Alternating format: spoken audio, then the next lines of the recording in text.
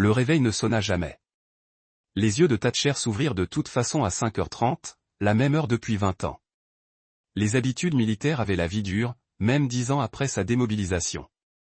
Il se leva du lit sans déranger les draps du côté de Delaney. Elle faisait face au mur, sa respiration trop lente pour être un vrai sommeil. Il enfila ses vêtements de travail et ses bottes, le cuir souple issu d'années de chantier. Dehors, l'air de novembre lui mordait le visage tandis qu'il examinait la terrasse qu'il réparait depuis 3 week-ends. Les planches craquaient sous son poids, mais elles tiendraient. Tout ce qu'il construisait tenait. Le marteau lui semblait bien en main. 3 coups par clou, jamais plus. La taille était une faiblesse, et Thatcherin n'en avait besoin ni de l'une ni de l'autre. Des planches de pin alignées sous son toucher. Chacune mesurait 2 fois et coupait 1 fois. Comme son père le lui avait appris. Comme il avait appris à vivre. Papa. Kinsey se tenait dans l'embrasure de la porte, toujours dans son pyjama dinosaure. Ses cheveux noirs se dressaient dans tous les sens, mais son regard était perçant. Trop perçant pour une fillette de 9 ans. « Bonjour, ma puce. » Il posa le marteau.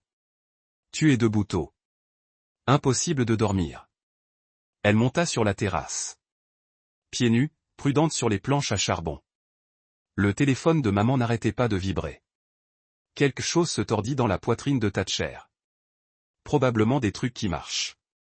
Kinsey hocha la tête, mais ses yeux disaient qu'elle savait mieux que ça. Elle savait toujours mieux que ça. Tu répares ça parce que c'est cassé ou parce que tu veux réparer quelque chose? La question était plus forte qu'elle n'aurait dû. Thatcher regarda sa fille. Vraiment. Oui, devint si sage. Quand Etchi commença à voir à travers les fissures, il crut s'être caché. Les deux peut-être. Il prit une autre planche. Va te préparer pour l'école. Je vais préparer le petit déjeuner. À l'intérieur, la cuisine semblait trop silencieuse. La tasse de café de Delan était dans l'évier. Des taches de rouge à lèvres sur le bord. La même teinte qu'elle portait la veille. Et la veille, pourquoi avait-elle cessé d'essayer de nouvelles couleurs? Thatcher cassa des œufs dans une poêle. Le grésillement emplit le silence. Il coupa un pamplemousse en quartier, disposa du pain grillé dans l'assiette de Kinsey. Tout est à sa place, tout est sous contrôle. L'argent du déjeuner est sur le comptoir. Il appela en haut de l'escalier. Merci, papa. La voix de Kinsey résonna, suivie du bruit de ses préparatifs. Au moins une chose chez lui fonctionnait encore comme il se doit. Delaney apparut alors qu'il faisait la vaisselle. Elle portait une robe bleue qu'il n'avait jamais vue. Ses cheveux étaient impeccables malgré l'heure matinale. Quand avait-elle commencé à se lever si tôt? Quand avait-elle cessé d'avoir l'air fatigué? Du café. Il fit un geste vers la cafetière. J'en prendrai en chemin. Elle l'embrassa sur la joue, les lèvres froides. Réunion tardive ce soir. Ne m'attends pas. Les mots lui vinrent trop facilement, comme si elle les avait répétés. Thatcher hocha la tête et la regarda partir. Son sac à main était neuf, lui aussi.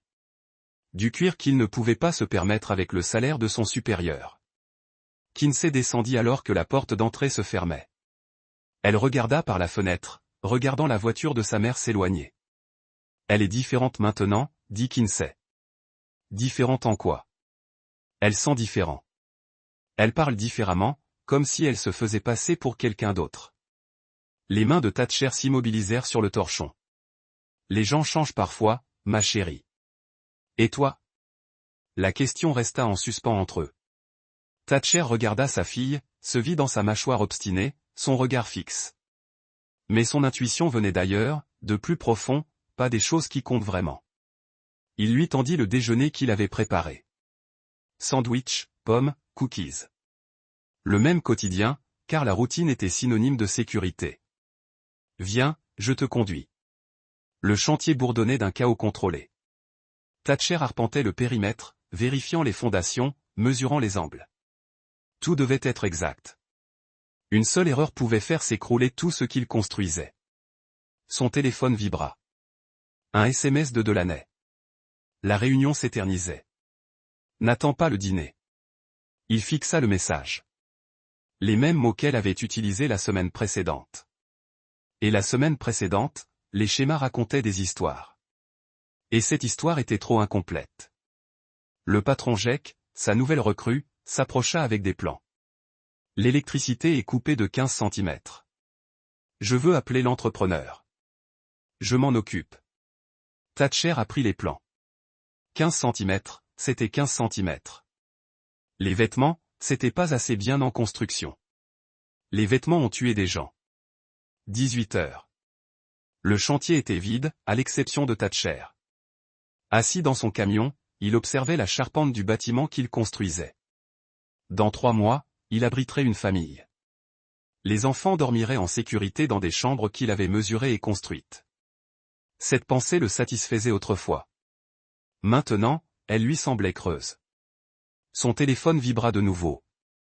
Delaney à la maison à 22 heures. Je t'aime. Je t'aime. Quand ces mots avaient-ils commencé à ressembler à des mensonges? À 5 kilomètres de l'autre côté de la ville, Delaney était assise dans la Honda d'Arlan, les mains tremblantes. Le parking était vide, à l'exception de quelques voitures éparpillées. En sécurité. Caché. Tu avais dit que ce serait fini maintenant.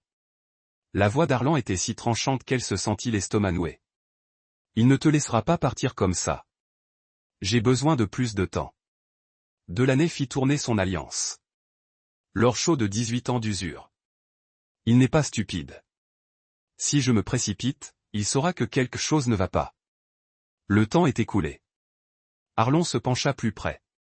Son eau de Cologne était trop forte dans ce petit espace. J'ai des dettes, Delaney. Des gens qui se fichent de tes problèmes de couple. Qu'est-ce que tu racontes? Je dis qu'on pourrait peut-être arrêter de demander la permission. Les mots la frappèrent comme de l'eau froide. Non, on était d'accord. Une rupture nette, un divorce, un partage des biens, un nouveau départ. Avec quel bien? Arlan rit, mais ce n'était pas agréable. Tu crois qu'il va tout te donner? Tu crois qu'il va te laisser prendre l'enfant? La poitrine de Delaney se serra. Elle avait observé Thatcher avec Kinsey, vu comment son visage changeait quand leur fille entrait dans une pièce. Il se battrait pour elle. Se battrait à coups bas s'il le fallait. Il doit y avoir un autre moyen. Il y en a un. La main d'Arlan couvrit la sienne, son contact doux malgré ses paroles. Mais cela exige un engagement. Un véritable engagement. Quel genre d'engagement? Il sourit. Et pour la première fois depuis qu'elle le connaissait, Delaney craignait que l'enquête ne commence pas si vite. Des reçus, des relevés de cartes de crédit, le kilométrage de sa voiture. 20 ans de mariage lui avaient appris les habitudes de Delaney. Maintenant, ses habitudes se brisaient. Mardi, on disait qu'il s'agissait d'un club de lecture. La bibliothèque était fermée pour rénovation. Jeudi, on disait qu'elle faisait des courses avec des amis. Sa carte de crédit indiquait des achats d'essence de ville plus tôt que vendredi. Une nouvelle réunion tardive, mais son immeuble était plongé dans l'obscurité lorsqu'il passa devant à 20 heures. Il ne la confronta pas. La confrontation était une émotion, et l'émotion rendait les gens stupides. Au lieu de cela, il planifia, mesura, prépara. Le téléphone était la clé. Elle devint imprudente, laissant le téléphone sur le comptoir pendant qu'elle prenait sa douche. Les mains de Thatcher se déplaçaient avec la même précision qu'elles utilisaient pour encadrer les murs. Copier les données. Transférer sur un appareil de secours. Replacer le téléphone exactement là où elle avait laissé un point. 10 minutes. Aucune trace. Ce soir-là, il était assis dans son atelier, parcourant des mois de SMS. La vérité le frappa comme un coup dur. Pas seulement une liaison. Planifier, comploter, parler de lui comme s'il était un obstacle à éliminer. Aaron, il ne lui facilitera pas les choses. Delaney. Il n'a pas à lui faciliter les choses. Il doit juste partir. Arlan, à quel point sommes-nous partis? Delaney. Assez partis pour que ses désirs n'aient plus d'importance. Thatcher posa le téléphone, les mains fermes. 20 ans de mariage, une fille qu'ils avaient eue ensemble, et elle comptait l'effacer comme s'il n'avait jamais existé. Mais Thatcher n'avait pas survécu à 3 missions à l'étranger en laissant ses ennemis faire le premier pas. Si Delaney voulait la guerre, elle en aurait une. Mais elle serait menée selon ses conditions. La voix de Ruby Wind résonna depuis la cuisine, aussi tranchante que le couteau à découper qu'elle tenait à la main. Cette femme prépare quelque chose. Thatcher, retiens bien mes paroles, maman. Le ton d'avertissement de Thatcher avait mis fin aux disputes depuis ses 15 ans. Ne me materne pas. J'ai eu 67 Thanksgiving, et je sais reconnaître les ennuis quand j'en vois. Ruby fit un geste du couteau vers la salle à manger où Delaney arrangeait les fleurs. Elle avait été différente toute l'année. Distante, comme si elle avait déjà disparu dans sa tête. Clive leva les yeux de son journal. La section sportive se referma pour afficher les résultats du football universitaire. Ta mère est à un point, fiston. Quelque chose changea. La mâchoire de Thatcher se serra. Même ses parents purent voir ce qu'il avait essayé d'ignorer. Le changement de Delaney n'était plus subtil. Il était écrit dans chaque faux sourire, chaque conversation évitée. Chaque soir, elle rentrait à la maison avec l'odeur de l'eau de Cologne d'un autre. Les affaires de famille restent dans la famille, dit Thatcher. C'est exactement pour ça qu'on parle. La voix de Ruby s'adoucit. Cette petite fille ne mérite pas d'être prise dans la tempête qui s'annonce. Dans l'embrasure de la porte, Kinsey s'assit par terre, arrangeant les marque-places avec une précision méticuleuse. Elle avait insisté pour les confectionner elle-même, chacun décoré de petites dindes et d'étoiles dorées. À 9 ans, elle croyait encore que les dîners de famille étaient censés être joyeux. Dîner dans 10 minutes, dit Delaney d'une voix rayonnante d'une joie forcée. La salle à manger s'emplit du chaos maîtrisé des réunions de famille. Clive dit, Grace, sa voix ferme et forte malgré ses 70 ans. Ruby passa les plats avec une efficacité militaire.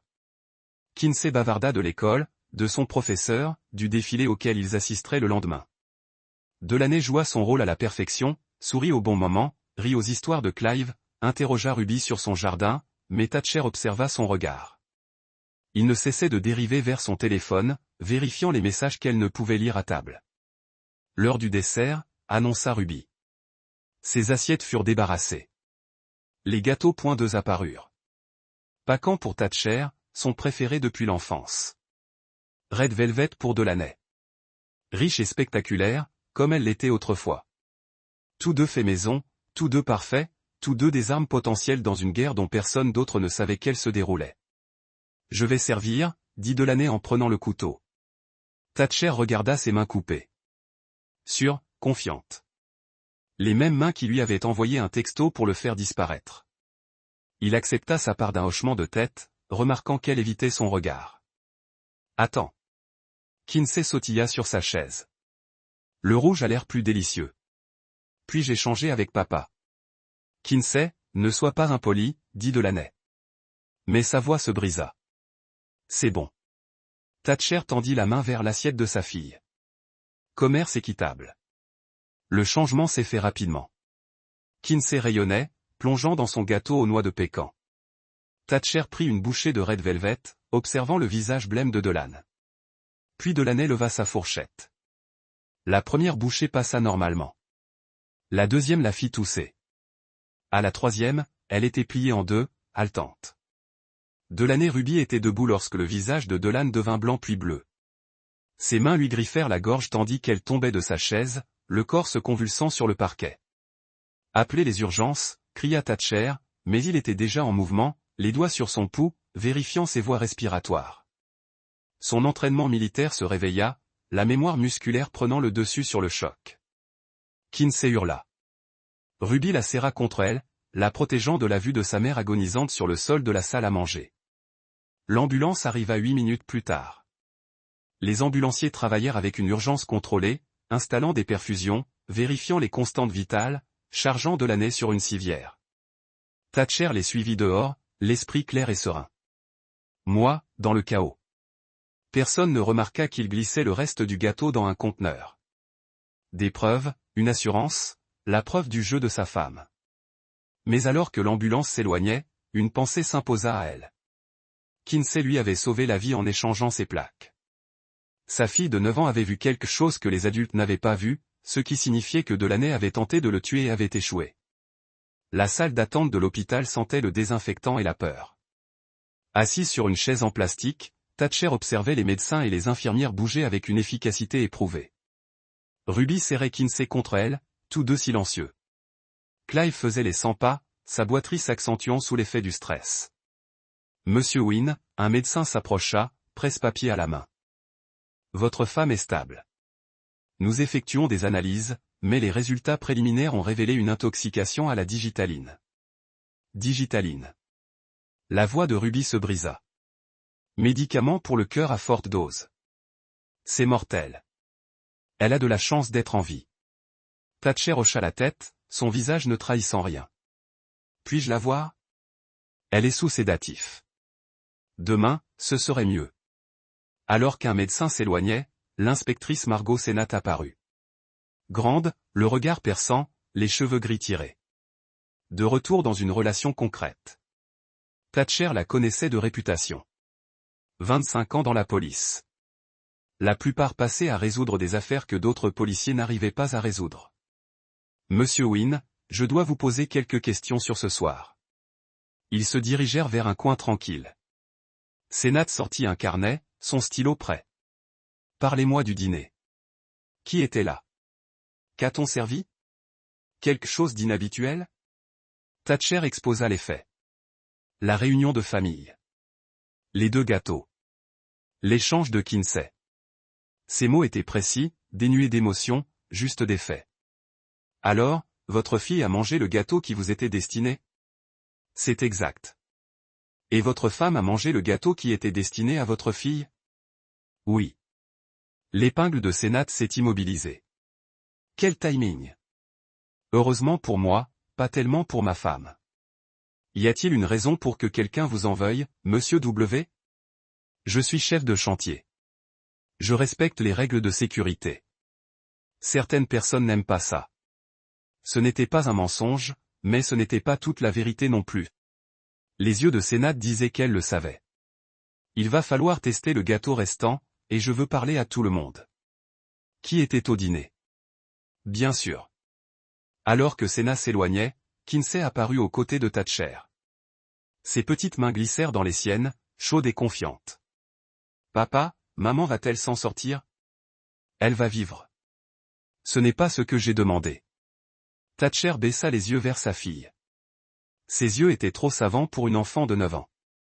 Mais peut-être que ce savoir lui avait sauvé la vie. Je ne sais pas, ma chérie. Je ne sais pas. Plus tard, lorsque Ruby et Clive ramenèrent Kinsey chez eux, Thatcher était assis seul sur le parking. Son téléphone vibrait de messages de collègues, de voisins, d'amis qui avaient entendu parler de l'urgence. Il les ignora tous. Au lieu de cela, il pensa au gâteau, au visage de Delanne lorsque Kinsey suggéra de changer. À la digitale qui était destinée à son cœur, pas au sien. Sa femme avait tenté de le tuer. Et sans le désir innocent de leur fille pour le gâteau Red Velvet, elle aurait réussi. La trahison était plus profonde que n'importe quelle blessure physique. Mais Thatcher avait déjà été trahi. Au combat, trahir signifiait la mort. Dans le mariage, cela signifiait pire, la guerre. Le bureau de l'inspectrice Sénat était exactement ce à quoi Thatcher s'attendait. Bureau propre, dossier bien rangé, tasse à café ornée de traces de nuit blanche. Elle désigna une chaise en face de son bureau. Merci d'être passé. Comment va votre femme? Thatcher posa une clé USB sur son bureau. J'ai pensé que cela pourrait vous intéresser. Sénat la brancha sur son ordinateur, l'air neutre, tandis qu'elle parcourait capture d'écran, SMS, journaux d'appel, relevés bancaires, des mois de preuves disposés avec une précision militaire. Où avez-vous trouvé ça? Des fichiers de sauvegarde de notre forfait téléphonique partagé. C'était techniquement vrai. Le comment importait moins que le quoi, et ce qu'il avait découvert dressait clairement le tableau d'une trahison et d'une planification. Ce Sénat de Harlem disait, cliquez sur mes messages. Il l'a encouragé à vous quitter, entre autres. Et elle a retiré $40 000 en liquide en 2 mois. Une idée de la raison? Absolument pas. Sénat se renversa dans son fauteuil. Monsieur Wynne, je dois vous demander. Étiez-vous au courant de la liaison avant hier soir? Je me doutais que quelque chose clochait. Je ne savais pas quoi et vous ne l'avez pas confronté. J'avais besoin d'être sûr avant d'agir. Sénat l'observait. Vous êtes très calme pour un homme dont la femme a tenté de l'empoisonner. S'émouvoir ne changera rien à ce qui s'est passé. Non, mais la plupart des gens seraient en colère. Blesser quelqu'un. Thatcher croisa son regard. Je suis en colère, inspecteur. Je suis furieuse. Mais la fureur sans concentration n'est que du bruit. Elle hocha lentement la tête. Je vais chercher dans une Harlem Motte et nous aurons besoin que vous gardiez cette information confidentielle pendant l'enquête. Bien sûr, alors que Thatcher quittait le commissariat, son téléphone a sonné. Le numéro de Delaney. Thatcher, j'ai tellement peur. Les médecins ne me diront rien. Et je n'arrête pas de penser à ce qui aurait pu vous arriver si sa voix s'était brisée sous ce qui semblait être une émotion sincère. Mais Thatcher avait lu ses textos. Il savait exactement à quel point une femme d'actrice pouvait être douée. Ne vous inquiétez pas pour ça maintenant. Concentrez-vous sur votre guérison. Pouvez-vous venir me voir? J'en ai besoin. À bientôt. Ruby surveille Kinsey, et je ne veux pas la quitter trop longtemps. Elle doit être si effrayée. Elle est forte comme son père. Le silence s'installa entre eux. Quand Delaney reprit la parole, sa voix était plus faible. Je t'aime, Thatcher. Quoi qu'il arrive, souviens-toi que je t'aime. Je m'en souviendrai. Il raccrocha et s'assit dans son camion, les yeux rivés sur le téléphone. Amour. Elle avait utilisé ce mot en complotant sa mort. Elle l'avait utilisé comme une arme destinée à désarmer et à semer la confusion. Mais Thatcher avait cessé de croire en l'amour dès qu'il avait lu ses SMS. Maintenant, il croyait à l'injustice des preuves en s'assurant que sa fille n'ait jamais à grandir en se demandant pourquoi sa mère avait essayé de tuer son père. La maison semblait trop silencieuse sans la présence de Delaney. Thatcher prépara le dîner pour lui et Kinsey, le même repas qu'il avait préparé 100 fois auparavant. Spaghettis à la sauce bolognaise, pain à l'ail, un repas simple qui demandait concentration et routine. Kinsey piochait dans son assiette, remuant des nouilles sans manger. Son visage était pâle et elle avait à peine parlé depuis ton retour de l'école. Parle-moi, mon petit. Maman est-elle vraiment malade? Elle va mieux. Mais pourquoi est-elle tombée malade? Thatcher posa sa fourchette. La question qu'il redoutait. La conversation qui allait tout changer. Quelqu'un avait mis un médicament dans sa nourriture. Un médicament qui l'avait rendu malade. Un mauvais médicament. Très mauvais. Kinsey hocha la tête.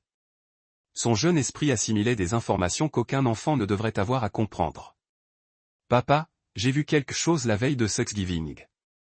Que as-tu vu? Maman était dans la cuisine tard après que tu sois allé te coucher. Elle remuait quelque chose dans la sauce du gâteau. Les mots frappèrent Thatcher comme un coup de poing en pleine poitrine. Quel genre de choses? De petites pilules blanches. Elle les écrasa et les mélangea. Les yeux de Kinsey se remplirent de larmes. Je pensais que c'était peut-être un médicament pour améliorer le goût du gâteau, mais ce n'en était pas un, n'est-ce pas? Non, ma chérie. Ce n'en était pas un. Elle essayait de te rendre malade. Ce n'était pas une question. La voix de Kinsey portait le poids du savoir qu'un enfant de 9 ans devrait posséder, mais elle avait vu la vérité que les adultes essaient de cacher. Je crois. C'est pourquoi j'ai échangé les gâteaux. Je ne savais pas pourquoi, mais quelque chose clochait. Thatcher serra sa fille contre lui, son petit corps chaud contre sa poitrine. Elle lui sauverait la vie avec l'instinct enfantin du danger. Le sauverait de la femme qui était censée les aimer tous les deux. Tu as bien fait, Kinsey. Tu as parfaitement bien fait. Maman va-t-elle aller en prison? Je ne sais pas, vas-tu lui pardonner? La question la blessa profondément. Le pardon. Le concept que son aumônier militaire avait prêché. La vertu que Ruby avait essayé de lui enseigner. La faiblesse qui faisait tuer des gens au combat. Non, dit-il doucement. Certaines choses ne se pardonnent pas. Kinsey hocha la tête contre sa poitrine. Je ne lui pardonnerai pas non plus. Harlan Motte travaillait dans un entrepôt du quartier industriel de la ville. Thatcher se gara de l'autre côté de la rue à 17h30, regardant les ouvriers sortir après leur service. Il avait appris la patience dans l'armée.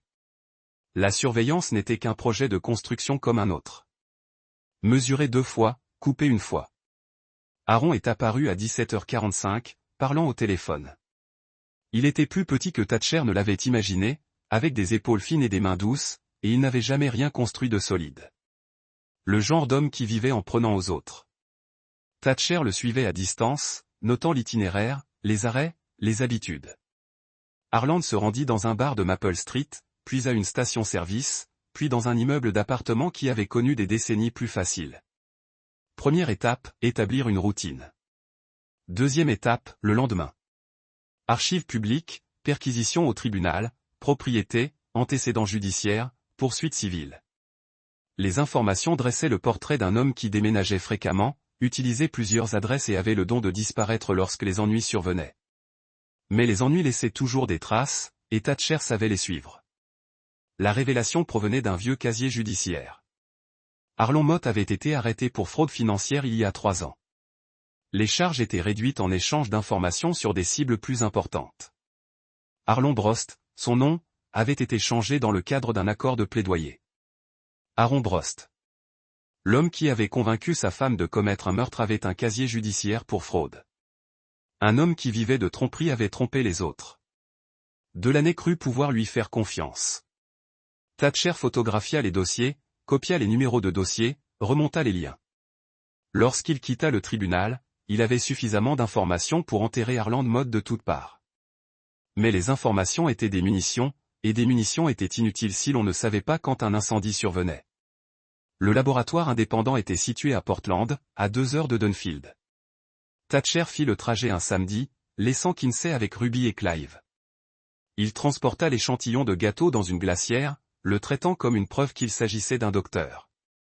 Martinez portait des lunettes à monture métallique et une blouse de laboratoire qui avait subi trop d'années de tâches chimiques. Elle accepta l'échantillon avec une curiosité professionnelle. Que cherchons-nous à analyser? Un médicament pour le cœur à base de digital. Une intoxication suspectée. Une intoxication confirmée. Je dois savoir quel morceau contenait de la digital.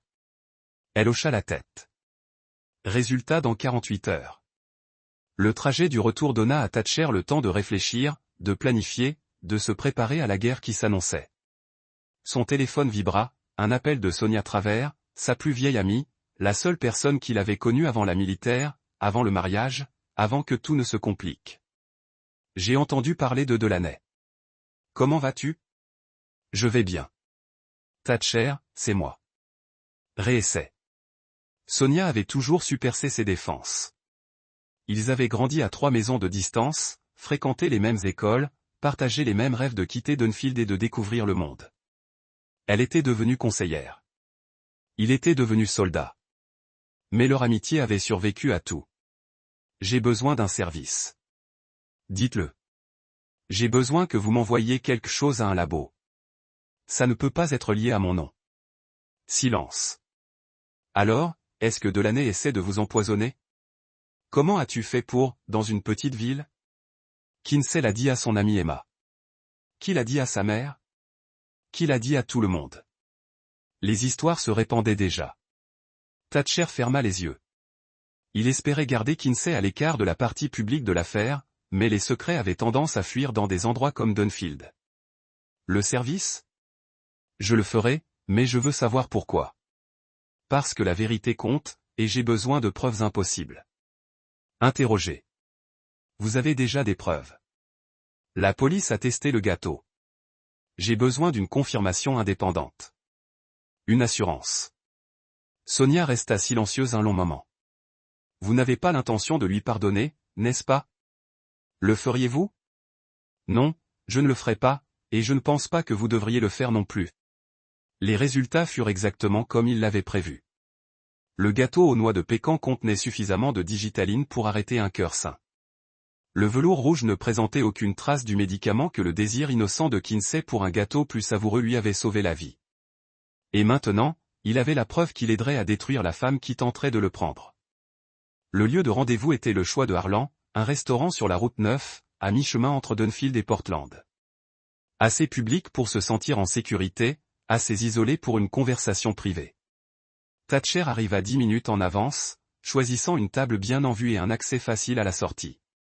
Le téléphone dans la poche de sa veste enregistrait. Une assurance contre les mensonges qu'Arlon pourrait tenter de raconter plus tard. Arlon entra à cette heure précise, ses mouvements nerveux, mais essayant de projeter une impression de confiance. Il se glissa il était assis dans une cabine en face de Thatcher, les mains jouant avec une salière. Je n'étais pas sûr que tu viendrais. Je suis là. La voix de Thatcher était dénuée d'émotion.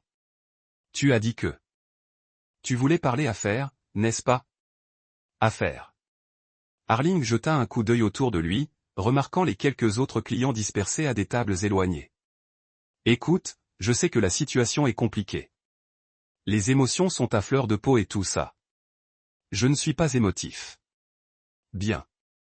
C'est bien. Ça rend les choses plus faciles. Arlon se pencha en avant. Je veux que Delaney soit heureuse. Tu veux qu'elle retrouve une vie normale. On peut peut-être s'entraider. Comment? De l'argent, une rupture nette. Tu lui donnes ce dont elle a besoin pour prendre un nouveau départ. Et on disparaît. Pas de drame, pas d'avocat, pas de dispute pour la garde des enfants. Thatcher observa l'homme en face de lui. Menton faible, yeux fuyants, mains légèrement tremblantes malgré sa tentative de contrôle. C'était l'homme que sa femme avait choisi après 18 ans de mariage. Combien d'argent? 50 000, c'est tout. Elle prend un nouveau départ. Tu as ta part. Tout le monde gagne. Sauf que ma fille perd sa mère. Les enfants sont résilients. Elle s'adaptera. Le rejet désinvolte des sentiments de Kinsey frappa Thatcher comme un coup de poing. Mais il garda une expression neutre, une voix posée. Et si je refuse? Le masque d'Arlan glissa légèrement. Puis les choses se gâtent. Bataille pour la garde des enfants, avocat spécialisé en divorce, dispute publique qui blesse tout le monde, surtout l'enfant. Tu menaces ma fille. Je la protège de voir ses parents s'entre-détruire au tribunal. Thatcher se renversa dans la cabine. Dis-moi quelque chose, Aaron. Comment as-tu convaincu ma femme d'essayer de me tuer? La question fit mouche. Le visage d'Arlon pâlit, puis rougit. Sa main cessa de s'agiter et agrippa le bord de la table. Je ne sais pas de quoi tu parles. La digitaline dans le gâteau aux noix de pécan. Les 40 000 qu'elle a retirés de nos comptes. Le plan pour me faire disparaître définitivement. Tu es fou, pas vrai? Parce que j'ai des SMS qui disent le contraire. Relevé bancaire, appel téléphonique. La voix de Thatcher resta calme, sur le ton de la conversation. Je sais exactement ce que vous maniganciez. Arlon perdit toute contenance. Sa voix devint sèche, désespérée. Elle avait dit que vous ne le verriez pas venir. Mais le petit morveux avait tout gâché. La confession flottait entre eux. Thatcher sentait le téléphone dans sa poche enregistrer chaque mot, capturant la vérité qui les mettrait tous les deux à l'écart. Alors, tu l'admets. J'avoue que je voulais que tu partes, mais pas que tu meures. C'était son idée. Les mots d'Aaron arrivaient plus vite maintenant. La panique le rendait imprudent. Je voulais juste l'argent. Un divorce net. Un partage des biens. Mais Delaney avait dit que tu ne la laisserais jamais partir. Que tu te battrais pour la garde. Que tu traînerais l'affaire devant les tribunaux pendant des années. Donc, le meurtre était la meilleure option. Ce n'était pas censé être un meurtre. Elle avait dit que la digitaline te rendrait juste malade. Faible. Lui donner un motif de divorce basé sur tes problèmes de santé. Le mensonge était si facile que Thatcher avait presque cru qu'Arlon y croyait lui-même. Mais les résultats du laboratoire disaient une autre histoire. La quantité de digitaline dans ce gâteau. Je l'aurais tué en quelques heures. Et comme ça n'a pas fonctionné assez vite, elle s'est impatientée et a commencé à augmenter les doses. Je lui ai dit d'être prudente, mais elle n'a rien voulu entendre. Un autre mensonge, mais utile. Arlon se présentait comme la voix de la raison, essayant de minimiser son implication. Ça n'aurait pas d'importance au tribunal, mais ça a révélé à Thatcher tout ce qu'il avait besoin de savoir sur la personnalité de cet homme. Pourquoi me dis-tu ça? Parce que j'en ai assez d'être le méchant. Elle m'a utilisé comme elle t'a utilisé. Promets-moi de l'amour, un avenir ensemble. Mais c'est du poison, Thatcher. Du poison pur. Thatcher se leva. Ses mouvements étaient lents et contrôlés. Tu as raison sur un point. C'est du poison. Mais toi aussi. Attends. L'argent. Il n'y a pas d'argent. Il n'y a pas d'accord. Il y a juste la vérité, la justice et s'assurer que vous payez tous les deux pour ce que vous essayez de faire. Le visage d'Arlon devint blanc. Tu ne peux rien prouver. Je peux tout prouver. Thatcher sourit, l'expression froide et définitive. Et je le ferai. Il laissa Arlon assis dans la cabine. La panique s'installa enfin sur les traits de l'homme, tel un linceul mortel. L'enregistrement était terminé. Le piège était refermé. Il ne restait plus qu'à regarder les pièces s'écrouler. Le téléphone de l'inspectrice Sennat sonna à 6 heures du matin. La voix de Thatcher était calme et professionnelle. « J'ai des informations que vous devez entendre. On est samedi, monsieur Wynne. Le mal ne prend pas de week-end de congé. » 1 heure plus tard, Sennat était assise dans son bureau, écoutant les aveux de Harlan via les minuscules haut-parleurs du téléphone. Son expression ne changea pas, mais Thatcher vit sa main se serrer sur sa tasse de café. Ceci est irrecevable sans mandat en bonne et due forme. Mais cela vous a donné une direction. Un motif probable. Oui, c'est le cas. Elle arrêta l'enregistrement. Pourquoi ne nous avez-vous pas appelé avant de le rencontrer? Parce que j'avais besoin de connaître la vérité. Toute la vérité. Sennat l'observa par-dessus son bureau. Vous jouez un jeu dangereux, monsieur Wynne. J'en termine un. Les arrestations eurent lieu simultanément. Delaney fut sorti de son lit d'hôpital à 10 heures du matin. Encore faible, mais capable de comprendre la des accusations. Arlon fut interpellé à son appartement alors qu'il essayait de faire ses valises. La nouvelle se répandit rapidement à Dunfield. À midi, la moitié de la ville savait que Delaney avait été arrêté pour tentative de meurtre. Le soir, l'autre moitié était au courant de la liaison, de l'argent et du projet d'assassinat de son mari. Le téléphone de Thatcher vibrait sans cesse, inondé d'appels de voisins, de collègues et de journalistes de Portland. Il les ignora tous. Au lieu de cela, il s'assit sur sa terrasse réparée avec Kinsey, regardant le soleil se coucher à travers les pins. Tout le monde à l'école en parlait. Kinsey dit, « Je suis désolé. Ne le sois pas, ils ont juste peur parce que leur mère pourrait aussi leur mentir. » Cette observation fut profonde. Sa fille grandissait trop vite, apprenant des leçons qu'aucun enfant ne devrait avoir à apprendre. Mais elle était forte. Plus forte qu'il ne le pensait. As-tu peur? Un peu, mais pas d'être sans elle. Kinsey s'appuya contre son bras. C'est mal? Non, ma puce. C'est ça, la survie. La prison du comté sentait le désinfectant et la défaite. Thatcher se présenta à l'accueil, se soumit au détecteur de métaux, attendit dans le parloir avec ses chaises en plastique et ses vitres renforcées. Delaney apparut au bout de 10 minutes, vêtue d'une blouse orange qui lui donnait une teinte jaune. Elle avait perdu du poids en 2 semaines depuis son arrestation, et ses yeux exprimaient un vide qu'elle n'avait jamais eu auparavant. Ils étaient assis l'un en face de l'autre, séparés par une vitre blindée et 18 ans de mensonges. Le combiné du téléphone leur semblait lourd dans les mains. « Tu as l'air fatigué, dit-elle. J'ai été occupé. J'ai entendu parler des aveux de Harlan. Il était toujours faible sous la pression, contrairement à toi. » Elle sourit, mais son sourire n'atteignit pas ses yeux. « Je n'ai jamais été faible, Thatcher. C'était mon erreur. Ton erreur a été d'essayer de me tuer. Mon erreur a été de croire que tu me laisserais partir discrètement. » L'aveu resta suspendu entre eux. Pas de déni, pas de larmes, pas de demande de pardon. Juste la froide vérité qu'il attendait d'entendre. « Depuis combien de temps préparais-tu ça? » Des mois, peut-être plus. Elle toucha la vitre du bout des doigts. « Tu dois comprendre, je me sentais piégé, comme si j'étouffais dans une vie que j'avais dépassée. Alors, tu as décidé de t'en sortir par le meurtre. J'ai décidé de survivre en tuant le père de ton enfant, en supprimant un obstacle. » Ces mots étaient si désinvoltes, si naturels que Thatcher en a failli manquer le sens. Presque, mais pas tout à fait. Était-ce ce que j'étais pour toi? Un obstacle. Tu étais un homme bien, Thatcher. Un bon père, mais tu étais aussi une prison. Des règles, une routine et des attentes qui ne changeaient jamais. Je ne pouvais plus respirer dans cette vie. Alors tu as choisi Harlan. J'ai choisi la liberté. Harlan n'était que le moyen d'y parvenir.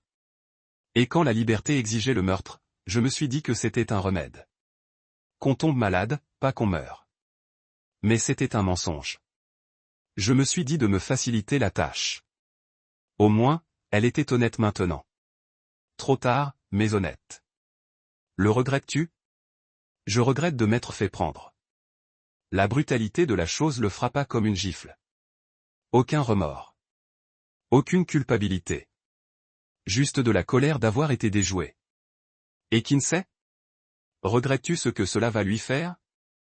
Pour la première fois, le sang-froid de Delanne se brisa. Des larmes lui montèrent aux yeux, mais elle les cligna des yeux. Elle sera mieux sans moi. Nous le savons tous les deux, n'est-ce pas? Tu y veilleras. Tu es doué pour prendre soin des gens. Meilleur que je ne l'ai jamais été. Tu étais une mère. J'étais beaucoup de choses. Mère n'était qu'une d'entre elles. Thatcher se leva. La conversation prit fin. Il n'y avait plus rien à dire. Plus de pardon à offrir. Aucun sens à atteindre, juste la fin de quelque chose qui agonisait depuis des années. Adieu, Delaney Thatcher. Elle pressa sa main contre la vitre. Je t'ai aimé autrefois, avant d'oublier comment. Il la regarda à travers la barrière renforcée, la femme qu'il avait épousée à 26 ans, la mère de son enfant, celle qui avait tenté de l'assassiner pour de l'argent et sa liberté. Je m'en souviendrai. Il s'éloigna sans un regard en arrière. L'audience de plaidoyer eut lieu par une matinée grise de décembre. Thatcher était assise au premier rang avec Ruby et Clive, observant la justice se dérouler avec une efficacité bureaucratique. Delaney portait une robe bleu marine que Ruby avait apportée de chez elle. Elle paraissait plus petite dans le fauteuil de l'accusé, diminuée par le poids des preuves contre elle.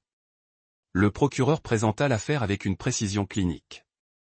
La digitaline, les retraits bancaires, les SMS, les aveux enregistrés, chaque élément de preuve martelait la même conclusion, tentative de meurtre avec préméditation. Arlon avait déjà plaidé coupable de complot et de complicité. 25 ans avec possibilité de libération conditionnelle dans 15 ans. Ses aveux avaient scellé le sort de Delanne, ne laissant aucune marge de manœuvre à ses avocats. Madame Ouin, comment plaidez-vous pour tentative de meurtre au premier degré? Delaney se redressa malgré tout. Coupable, votre honneur, et pour complot en vue de commettre un meurtre. Coupable. La voix de la juge, impassible, prononça la sentence. De 20 ans à perpétuité. Avec possibilité de libération conditionnelle dans 18 ans. Kinsey aurait 27 ans avant que sa mère n'ait une chance de liberté. Tandis que les officiers de justice emmenaient Delaney, elle se tourna pour regarder Thatcher une dernière fois. Il soutint son regard sans sourciller. Son expression ne trahissait rien. Quoi qu'elle cherchât sur son visage, elle ne le trouva pas. Devant le palais de justice, des journalistes attendaient avec leurs caméras et leurs questions. Thatcher les dépassa sans s'arrêter. Sa famille les suivait de près. Justice avait été rendue, mais elle semblait creuse. Vide. Gagner une guerre contre quelqu'un qu'on avait aimé n'était pas une victoire. C'était juste une question de survie. Le printemps arrivait tôt à Dunfield, apportant avec lui le bruit des marteaux et des scies.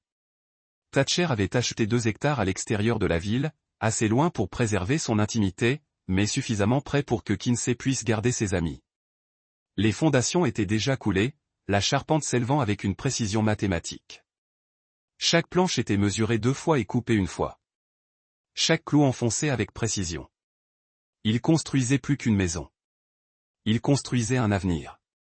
Ruby lui rendait visite presque tous les après-midi, apportant des sandwichs et des conseils non sollicités. Aujourd'hui, elle le trouva en train d'installer des fenêtres, toutes de niveau et d'équerre. Tu n'es pas obligé de faire ça toute seule. Tu sais que je ne suis pas seul.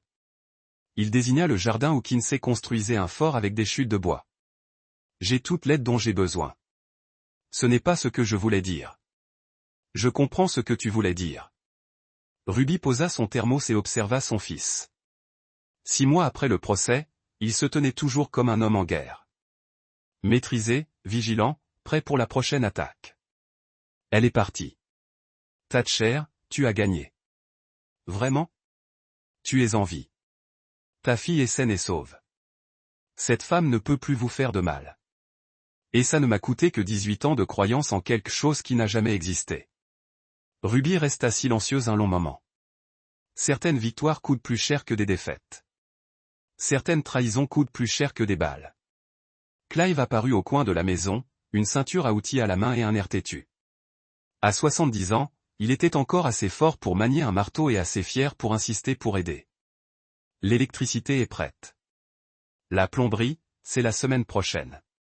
Merci, papa. Ne me remercie pas, remercie ta fille.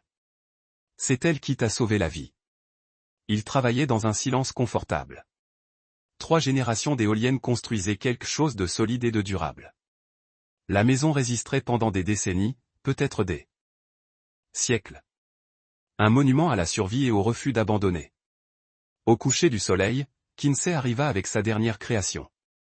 Un nichoir fait de chutes de matériaux peints en bleu vif avec des bordures jaunes pour notre nouvelle maison. L'endroit idéal. Thatcher examina son travail. De bons joints, une construction solide. J'ai appris des meilleurs. Elle lui serra le bras et, l'espace d'un instant, le vide dans sa poitrine s'apaisa. Il avait perdu une femme, mais il avait toujours sa fille, et elle valait plus que tout ce qu'il avait perdu. Le café était affreux, mais la compagnie était exactement ce dont Thatcher avait besoin.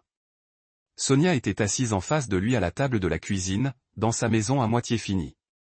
Son regard de conseillère scrutait le soin avec lequel il avait tout arrangé. L'endroit a l'air bien. On y arrive comme vous.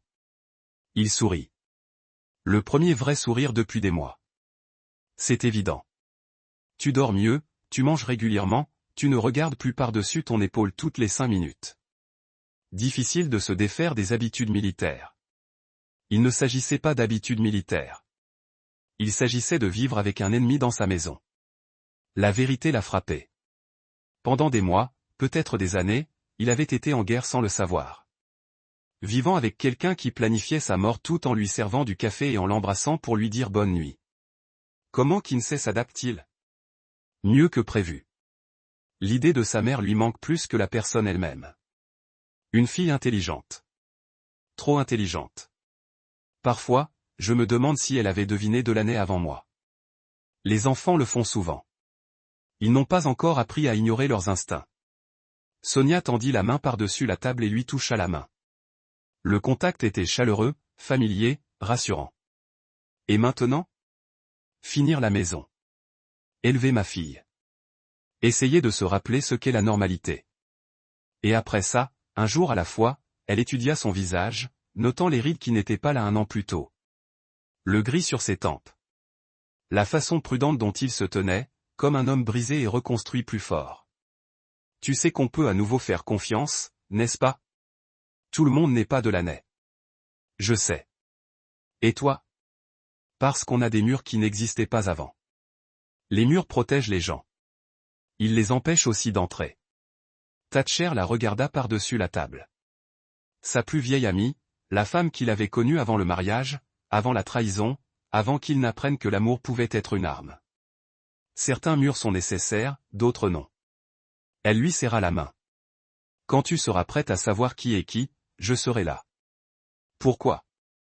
Parce que tu as toujours eu ma confiance. Même quand tu as oublié comment te faire confiance. Les mots se sont installés entre eux. Confortable et vrai. Confiance.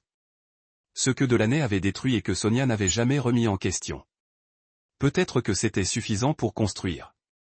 Peut-être que c'était comme ça que la guérison a commencé. 1 an plus tard. La maison était terminée. Chaque pièce était terminée, chaque détail parfait. La chambre de Kinsey était peinte en jaune soleil avec des étagères encastrées et une banquette près de la fenêtre donnant sur la forêt. La cuisine avait des plans de travail en granit et des armoires en chêne qui dureraient des générations. Ils ont fêté ça avec un gâteau aux noix de pécan fait maison dans leur nouveau four. Thatcher avait appris à cuisiner grâce aux vidéos YouTube et aux conseils patients de Ruby. Le gâteau n'était pas parfait, mais c'était le leur. Le tien a l'air encore plus délicieux, dit Kinsey en regardant sa part. Tant que c'est toi qui l'as échangé, j'ai confiance en lui. Elle rit et mordit dans son propre gâteau. À 10 ans, elle était plus grande, plus sûre d'elle qu'1 an auparavant. Les ombres avaient disparu de ses yeux, remplacées par les inquiétudes normales d'une enfant qui se savait aimée et protégée. Papa, oui, tu crois que maman pense à nous? La question le prit de court. Il parlait rarement de Delaney. Et quand il le faisait, c'était factuel, clinique. Je crois qu'elle pense à toi. Elle serait folle de ne pas le faire, mais pas à toi. Je ne sais pas. Peut-être. J'espère qu'elle est désolée. Pourquoi? Parce que les gens désolés peuvent changer. Et peut-être qu'un jour, elle sera quelqu'un qui mérite d'être pardonné. La sagesse de ses paroles le stupéfia. À 10 ans, sa fille avait compris quelque chose du pardon qu'il était encore en train d'apprendre. Que le pardon ne concernait pas la personne qui avait fait le mal. Il concernait la personne qui pardonnait. Peut-être, dit-il prudemment, mais le pardon se mérite. Et certaines choses coûtent plus cher à pardonner que d'autres. Comme essayer de tuer quelqu'un. Comme essayer de tuer quelqu'un. Kinsey hocha la tête et retourna à son gâteau. Dehors, le soleil se couchait à travers les pins, peignant le monde d'or et d'ambre. Leur monde était sûr, solide et bâti pour durer.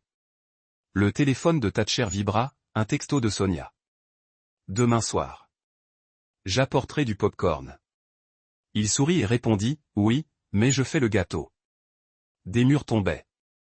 Lentement, prudemment, mais en train de tomber. Et peut-être était-ce suffisant. Peut-être était-ce ainsi que la confiance se reconstruisait. Un jour, une décision, un acte de foi à la fois. Les fondations étaient solides. La maison était solide. Et demain n'attendait plus qu'à être construit.